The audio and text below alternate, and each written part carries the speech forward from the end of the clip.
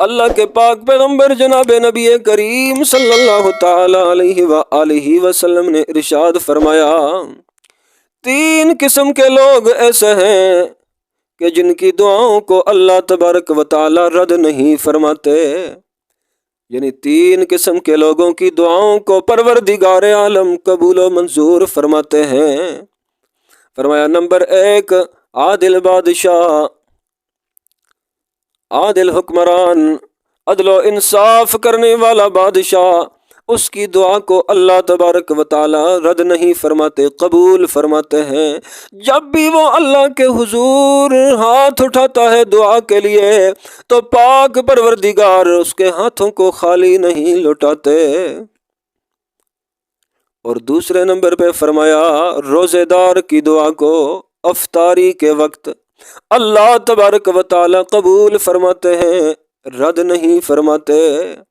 تو روزے دارو، رمضان المبارک کا مقدس مہینہ آنے والا ہے، اس مہینے کے اندر اس کا دن راتوں سے قیمتی، اس کی راتیں اس کے دنوں سے قیمتی، اس کا ہر لمحہ ہر سیکنڈ قیمتی ہے۔ اور کوشش کیجئے گا کہ اس مہینے کے اندر اچھے اعمال کر کے اپنے آپ کو بھی قیمتی بنا لیجئے۔ اور افطاری کے وقت خصوصی دعاؤں کا اہتمام کیجئے، اپنے لیے، اپنے اہل و عیال کے لیے، تمام امت مسلمہ کے لیے، کیونکہ اللہ کے محبوب کا فرمان اٹل ہے، اس میں کسی قسم کا کوئی شک و شبہ نہیں، شک کا گمان کرنے والا بھی اسلام سے نکل جاتا ہے۔ تو افطاری کے وقت دعاؤں کا اہتمام کیجئے، 10-15 منٹ 20 منٹ پہلے افطاری سے بھائی دسترخوان بچھا کے اس پہ بیٹھ جائیے اور خوب پروردگار عالم سے گڑ گڑا کے مانگیے، کیونکہ اس کی عطاؤں میں کوئی کمی نہیں ہے، ہمارے مانگنے میں کمی ہے، اس کے دینے میں کوئی کمی نہیں۔ ہم کو شکوہ یہ ہے کہ ہمارے دل کا مدعا ملتا نہیں، ہم کو شکوہ یہ ہے کہ ہمارے دل کا مدعا ملتا نہیں،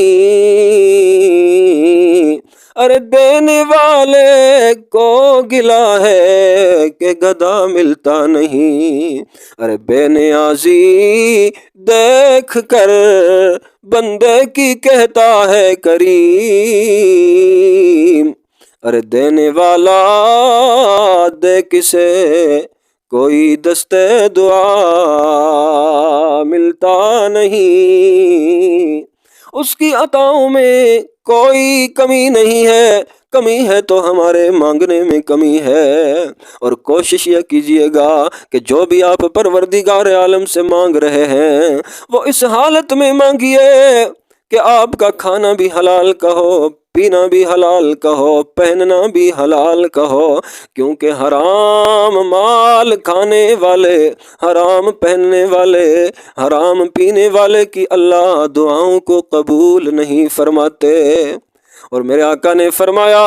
تیسرا وہ شخص ہے جس کی دعا کو اللہ رد نہیں فرماتے، قبول فرماتے ہیں، وہ ہے مظلوم۔ فرمایا میرے آقا اور مولا نے اس کی دعا کو اللہ تبارک و تعالی بادلوں سے اوپر اٹھا لیتے ہیں،